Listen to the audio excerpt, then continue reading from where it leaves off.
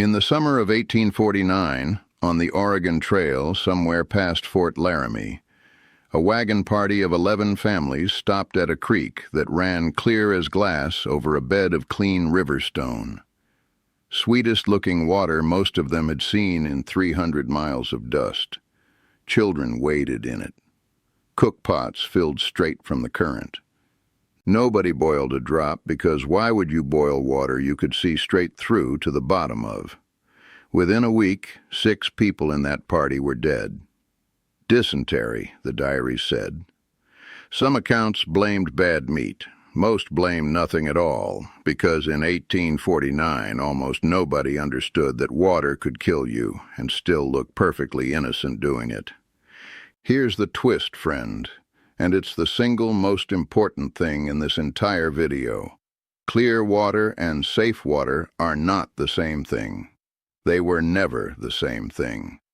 A creek can run gin clear over clean gravel and still be carrying exactly what killed a third of that wagon party inside a week.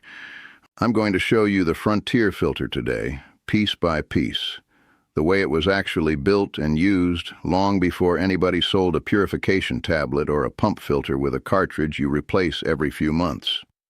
$65, most of it materials you can find on your own land.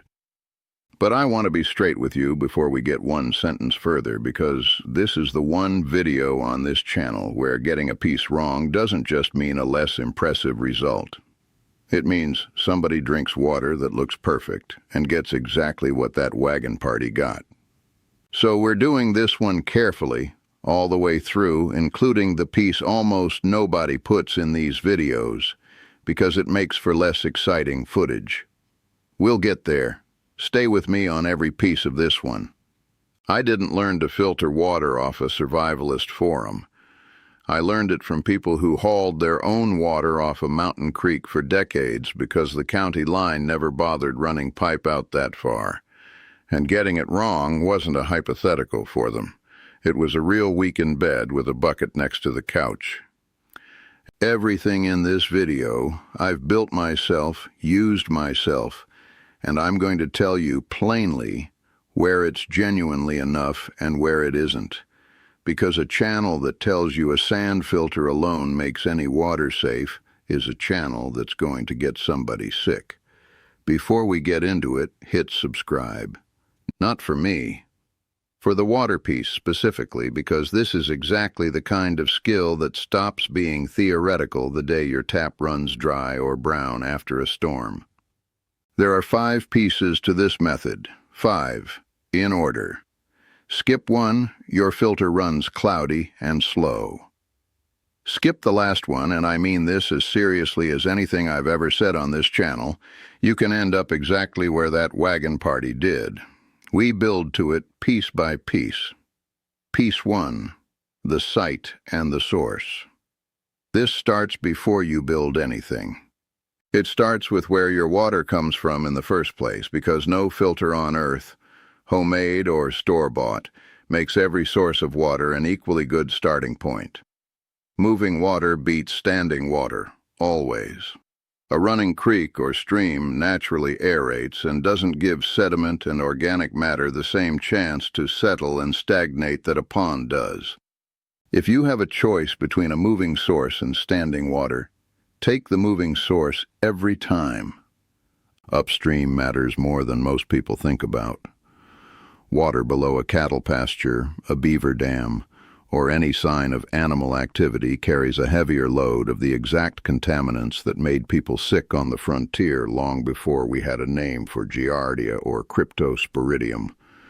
Old-timers who worked a piece of land for years learned to walk upstream from their collection point and simply look. Active beaver activity, livestock access, a dead animal in the water, any of it changes how careful you need to be downstream. Collect from moving current, not the still edges where sediment and debris concentrate. A few inches below the surface, away from the bank, gives you the cleanest starting water your source has to offer. None of this replaces the rest of the method. It just means you're not making the job harder than it has to be before you've even started building the filter. Piece 2. The container and the layers. Now the physical build, and this is the part that actually resembles what you've probably pictured, the classic frontier gravity filter, built in layers inside a container. The same basic design used from pioneer homesteads right up through the modern bucket filters sold at outdoor stores today, minus the manufactured cartridge. You'll want 2 food-grade buckets, 5-gallon size, roughly $8 to $10 each. One to hold your layered filter media, drilled with small holes in the bottom, nested inside the second bucket to catch the filtered water as it drips through. Your layers built from the bottom up. A cloth pre-filter at the very base, cotton or a folded bandana, to keep your finer media from washing through into your clean water bucket. A bottom layer of coarse gravel, 2 to 3 inches, the biggest stones in your build, sitting directly on that cloth. A middle layer of coarse sand, 3 to 4 inches, sitting on the gravel. This is your primary mechanical filtration layer, straining out the sediment and larger particulate matter that make water cloudy in the first place. A top layer of activated charcoal, 2 to 3 inches, the piece most people either skip or get wrong. Activated charcoal, you can buy it for about $15 to $20 a bag from an aquarium supply store, or make a rough version yourself by burning clean hardwood down to coals in a controlled fire, crushing it fine once cooled. Has a huge internal surface area that absorbs a wide range of organic compounds, chemicals, and off-tastes as water passes through it. This is your primary layer against taste, odor, and certain organic contaminants. And it's the layer most homemade tutorials shortchange because it's the most expensive piece of the $65. A thin layer of fine sand on top of the charcoal helps pre-filter debris before it ever reaches the charcoal layer, extending its working life. Pour source water slowly into the top. It filters down through charcoal, sand, gravel, and cloth, dripping clear into your catch bucket below. This week's assignment, if you're building this for real, source your gravel and sand from a creek bed rather than a hardware store bag if you can. Rinse it thoroughly first, because it costs you nothing, and it's exactly how it was done for 150 years before bagged aquarium gravel existed. Piece 3. What this layer build actually does. Here's the piece I need to be completely honest with you about, because it's where most videos on this exact topic start overselling what they've built, and I'm not going to do that to you. A layered sand, gravel, and charcoal filter does a genuinely good job of removing sediment, clearing cloudy water to a clean, clear result, and absorbing a range of organic compounds, chemicals, and bad tastes and odors. If your only problem is muddy, sediment-heavy water, this filter alone will transform it. What it does not reliably do on its own is guarantee the removal of the microscopic threats that actually caused most waterborne illness on the frontier, and still cause it today. Bacteria, viruses, and protozoan parasites like Giardia and Cryptosporidium, some of which are small enough to pass straight through sand and gravel and aren't reliably captured by charcoal alone either. That Wagon Party's Creek in 1849 may well have run through a filter like this one and still come out looking perfectly clear on the other side, because clarity and biological safety are 2 entirely different things being solved by 2 entirely different steps. This is exactly why every genuinely old frontier account of water safety and every modern wilderness medicine source since pairs a filter like this one with a second step. Not instead of the filter. After it. Pattern break.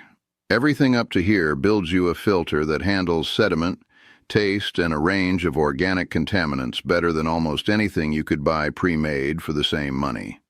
Site, container, layers, 3 pieces, and if you stopped here, you'd have clear, good-tasting water. What's coming next is the piece that actually makes it safe to drink, And it's the exact piece that Wagon Party on the Oregon Trail never took, because in 1849 the connection between invisible organisms and illness hadn't been widely accepted yet. We know better now. There's no excuse for skipping it. Piece 4. The Boil. This is the piece almost nobody wants to put in a video like this because a bucket of layered gravel and charcoal makes better footage than a pot of water sitting on a fire doing nothing dramatic at all. But it's the single most important 5 minutes in this entire method. Here's the frontier reality, confirmed by every wilderness medicine and public health source since.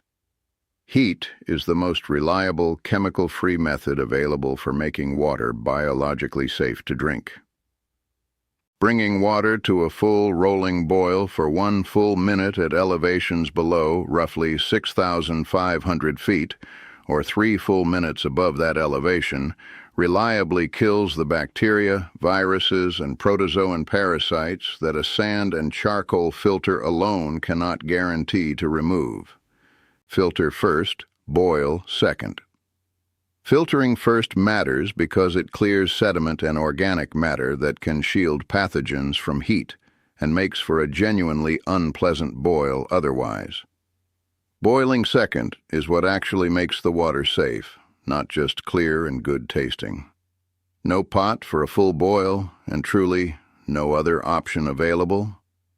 Household bleach, plain and unscented with no added cleaners or fragrances, at a ratio of roughly 8 drops per gallon of clear filtered water, left to stand 30 minutes, is the standard chemical backup public health agencies recommend when heat isn't possible. That's the chemical option this video's title promises to avoid, and boiling is exactly how the frontier, and you, can avoid needing it. This is not the flashy piece of the video. It's the piece that actually matters most. And any tutorial that shows you a beautiful layered filter and calls the dripping result safe to drink without ever mentioning this step is leaving out the one thing that would have saved 6 lives on that Oregon Trail creek in 1849. Piece 5. Maintaining the system. The last piece is upkeep, and it's what separates a filter that works once from one that keeps working all season. Your charcoal layer has a working life. As water passes through it day after day, its absorption capacity fills up, and a saturated charcoal layer stops doing its job even though water keeps dripping through looking just as clear as ever. Plan to replace your charcoal layer every 4 to 6 weeks of regular use, sooner if you notice taste or odor returning to your filtered water. This is exactly the kind of thing a store-bought cartridge filter reminds you about with a light on the housing. A homemade version needs you to remember it yourself. Your sand and gravel layers should be rinsed periodically as sediment accumulates and starts slowing your filter's flow rate to a crawl. A filter that's stopped dripping isn't broken. It's just full, and a rinse of the top layers usually gets it flowing again. And the boil, every single time, no exceptions, no matter how many times you've used this exact source before without getting sick. Consistency is the entire point. One skipped boil on an otherwise perfect track record is exactly the kind of decision that put 6 graves along that Oregon Trail in a single week. Bringing it together. So here's your whole method, friend, laid out plain. Choose moving water over standing, upstream of livestock and stagnation where you have the choice. Build your layered filter, cloth, gravel, sand, charcoal, fine sand, in 2 nested 5-gallon buckets. Understand clearly what that filter does and doesn't do. Excellent for sediment, taste, and organic compounds. Not a guarantee against biological contamination on its own. Boil every batch, 1 full minute at low elevation, 3 minutes above 6,500 feet before it ever touches a cup, and maintain the system. Fresh charcoal every 4 to 6 weeks, rinsed sand and gravel as needed. So day 90 of using this filter is exactly as safe as day 1.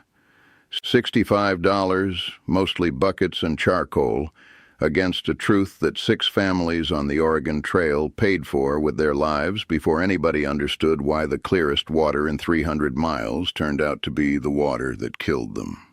This was never really about the bucket neighbor. It was about understanding that safe and clear are 2 different questions, and only one of them gets answered by a filter alone.